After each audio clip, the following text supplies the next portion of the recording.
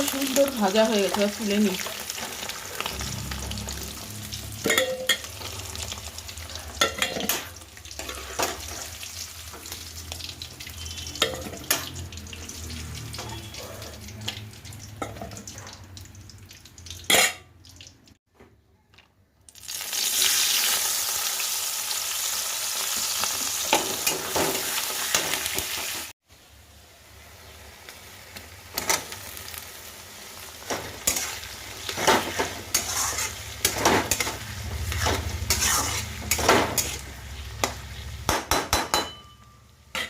একটু ঢাকা দিয়ে দিই, টমেটো আর পেঁয়াজটা একটু সেদ্ধ হয়ে যাবে, ভালো ভাজাও হবে সেদ্ধও হবে।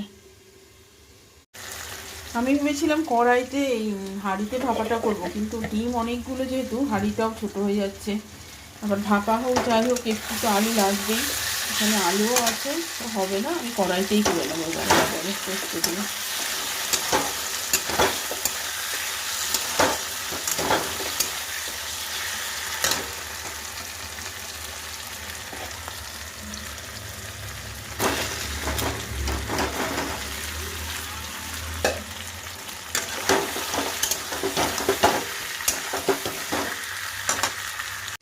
দিয়ে দিলাম পোস্ত।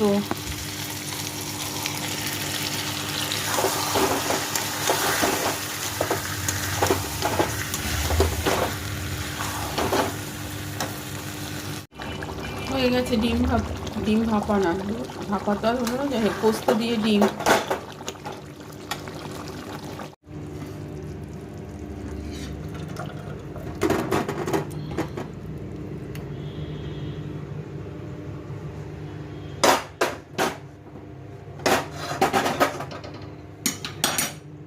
রান্না দেখিয়ে দিই। এই যে এখানে আছে ভাতটা না আজকে অনেক আগে করেছিলাম, তাই একটু গরম করে নিলাম মাইক্রোওভেনে। ভাত আছে এখানে, আচ্ছা এখানে আছে একটা আছে, বাবা এত সব। এখানে আছে শালগমের তরকারি, শালগমের তরকারিটা বাসি তরকারিটাকে গরম করেছি। আচ্ছা এটা হচ্ছে সিম ভর্তা।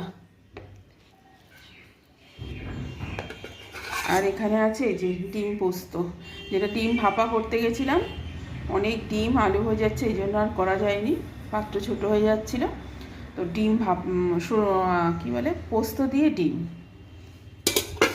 আর এই যেখানে আছে চাটনি।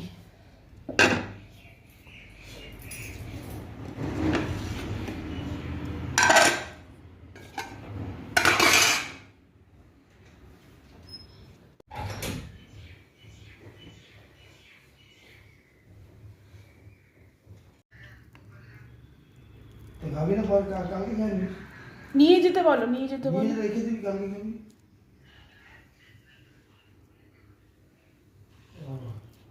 আচ্ছা ও তাহলে আমি রেখে দিচ্ছি, কালকে সকালে। হ্যাঁ হ্যাঁ ঠিক আছে। আমি আর একটু সিম ভর্তা নিই। ও আসি ও কালকে